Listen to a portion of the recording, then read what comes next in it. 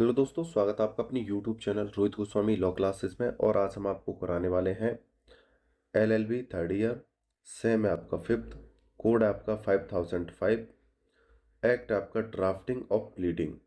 Question number है आज का 10। ठीक है।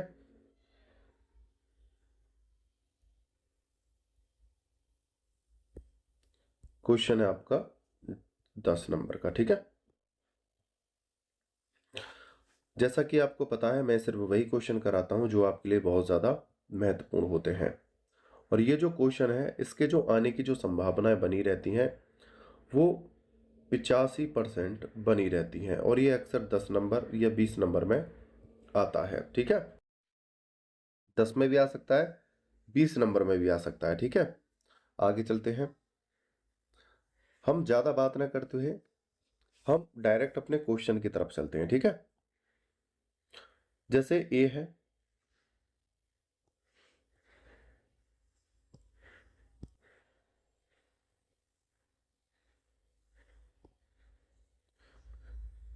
ए है और यहां पर बी है।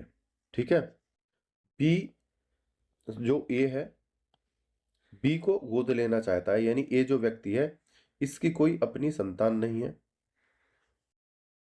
अपनी संतान नहीं। तो ये अपने लिए एक बच्चे को गोद लेता है।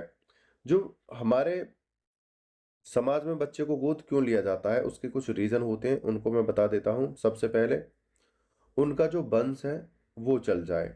वंश यानी कि उस व्यक्ति का नाम चल जाए। तीसरा, उसके जो पितृ होते हैं, यानी जिनको हम पूजते हैं, जो पूर्वज होते हैं हमारे, उनकी जो पिंड होते हैं, पिंडदान, वो निकलते रहे। ठीक है भाई। एक तो इसके पिंड हो जाए, निकल जाए, और इनके जो पितृ हैं उनकी पूजा पाठ, पिंडदान होते रहे।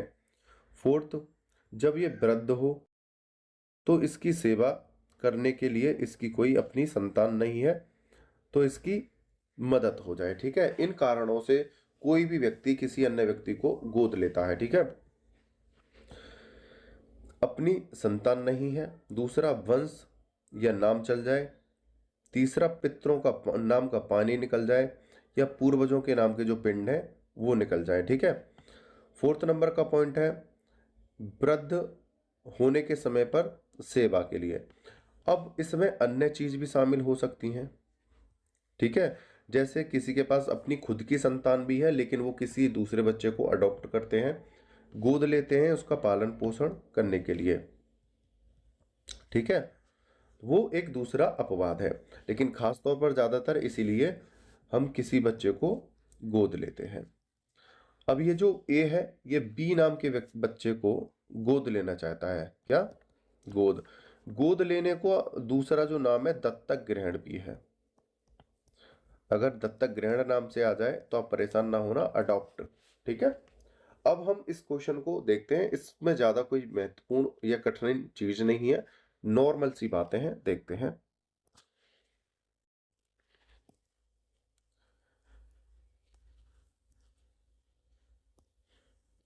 क्वेश्चन नंबर 10, हिंदू पुरुष द्वारा किए गए दत्तक ग्रहण का विलेख लिखिए। दत्तक ग्रहण का विलेख। दत्तक ग्रहण के दत्तक ग्रहण के इस, यहां पर लेख लिख लेना, यहां पर ये छूट गया है। लेख का निष्पादन वर्ष एक्स के दिन, ए आयु वाई, वर्ष के पुत्र जेड के निवासी एक्स वाई, जिसे आगे दत्तक ग्रहीता पिता कहा गया है, और जो एक पक्षकार है, तथा वह आयु एक्स, वर्ष वाई के पुत्र जेड के निवासी, जिसे आगे प्राकृतिक पिता कहा गया है, और जो दूसरा पक्षकार है के बीच हुआ है।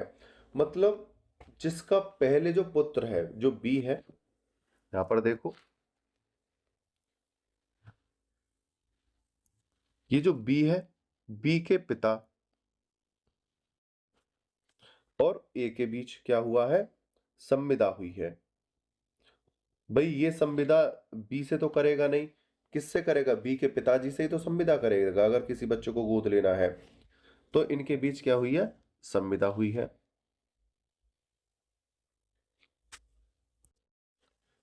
क्योंकि चूंकि का मतलब होता क्योंकि ए के कोई प्राकृतिक पुत्र नहीं है, मतलब ए के पास कोई, हमने वहां पर एग्जाम्पल के तौर पर ए लिया है, तो ए को समझ लेना है यहाँ पर, ठीक है।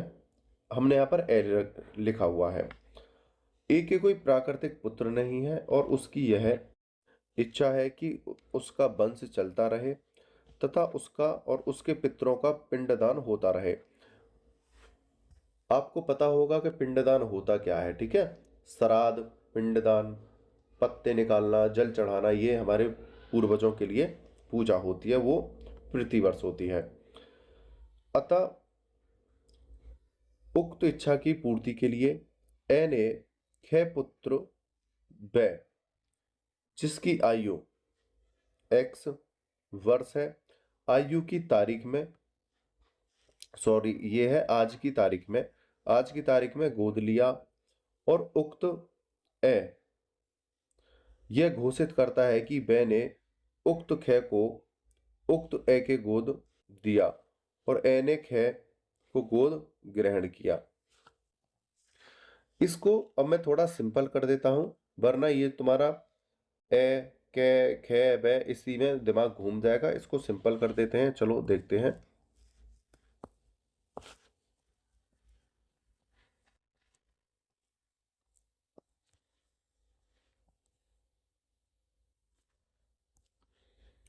सबसे पहले तो हम इसे क्लियर करते हैं, जो अभी पहला एग्जांपल दिया था। जो पहले एग्जांपल दिया था वो आपका बेस क्लियर करने के लिए था। जो अब एग्जांपल जो है, एग्जांपल नहीं है, जो इसके अंदर पुट है उसी को हम आपको बता रहे हैं, ठीक है। यहां पर ए है, ठीक है, और यहां पर एक खे नाम का कोई बच्चा है, ठीक है। और खे के जो पिता हैं उसका नाम है बै, ठीक है। खे के पिता का नाम क्या है? बै।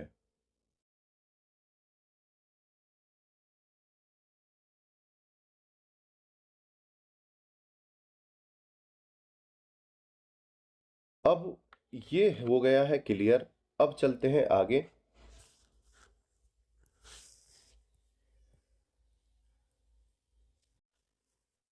देखो, उक्त इच्छा की पूर्ति के लिए ए ने, जो अभी हमने बताया था, ए ने खे पुत्र बै, ये खे कौन है?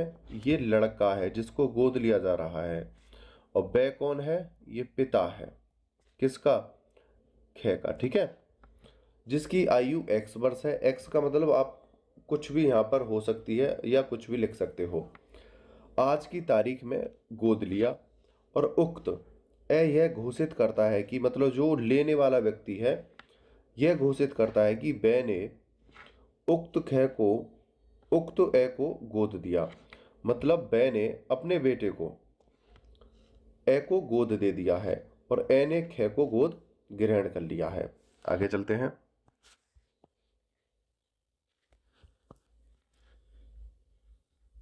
इस लेख के द्वारा यह भी घोषित किया जाता है कि उक्त पुत्र का दत्तक ग्रहण के पश्चात, मतलब ए जब खे को गोद ले लेगा उसके पश्चात ग्रहिता पिता से, मतलब जिसने दिया है यानी बै से, उसका खालिस्तान के नाम यानी एक्स के नाम से नामकरण किया है। मतलब जो खे उसका नाम था उसको बदल कर अब उसका कोई दूसरा नाम रख दिया है। जैसा कि यहां पर देखते हैं हम, इसका नाम क्या था? खे है। अब खे का नाम बदल कर नया नाम रखा गया और उसका क्या है? नामकरण किया गया, ठीक है। आगे चलते हैं।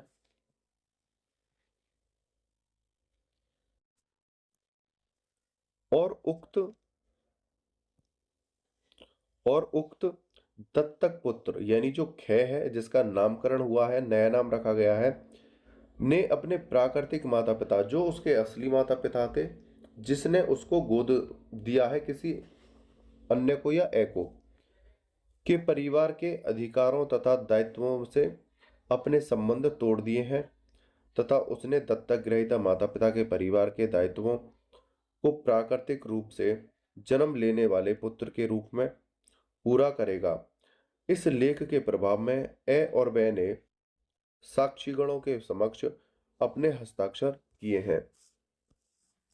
किसने हस्ताक्षर किए हैं? ए ने और बे ने। भाई ये ए लेने वाला और ये बे कौन है? देने वाला, अपने पुत्र को। भाई इनके बीच संविदा हुई इस बच्चे खे को लेकर, तो इन दोनों ने क्या करे? आपस में साक्षीगण के समक्ष हस्ताक्षर किए हैं कि हम दोनों इस कॉन्ट्रैक्ट से, इस संविदा से सहमत हैं। ठीक है। और आज के बाद ये जो खे है, इसका हमारे परिवार से कोई अधिकार या कोई दायित्व में नहीं रह जाता है। अब इसका अधिकार और दायित्व खे का कहां पर चला गया है? ट्रांसफर होकर ए के पास। ठीक है। और दूसरी बात, यहां पर अगर दोनों ए या बे अगर कोई अन्य और संविदा करना चाहते हैं या कोई अन्य शर्त रखना चाहते हैं तो वो भी इस पत्र में लिख सकते हैं, बंधन पत्र में। ठीक है। आगे चलते हैं।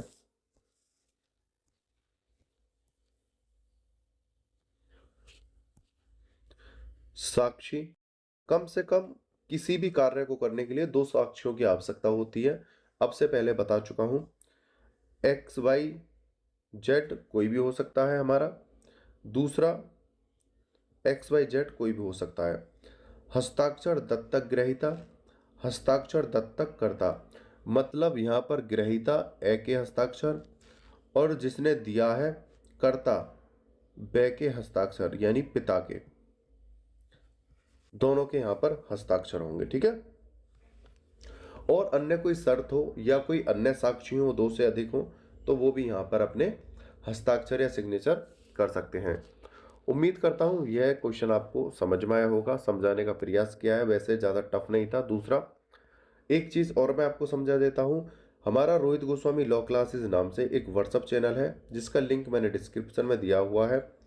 अगर आपको लिंक नहीं मिलता है तो आप दिए हुए व्हाट्सएप नंबर पर SMS करके हमसे वो लिंक प्राप्त कर सकते हो, जहां पर आपको लॉ से related notification, update and news provide कराई जाएंगी। ठीक है। ये हमारा नंबर है। अगर किसी स्टूडेंट को हमारे PDF नोट्स चाहिए तो दिए हुए व्हाट्सएप नंबर पर SMS करके हमसे प्राप्त कर सकता है। ज़्यादा से ज़्यादा मात्रा में लाइक, शेयर एंड सब्सक्राइब करो। और अपनी वीडियो को अंत तक देखा है, मुझे अच्छे से सुना है, उसके लिए धन्यवाद। टेक केयर, बाय बाय, जय हिंद, जय भारत।